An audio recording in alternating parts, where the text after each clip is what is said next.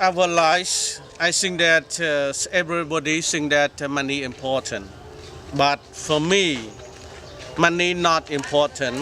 The happiness is important. Everybody they want to get peace, security, and happiness in the family. Yeah, this all.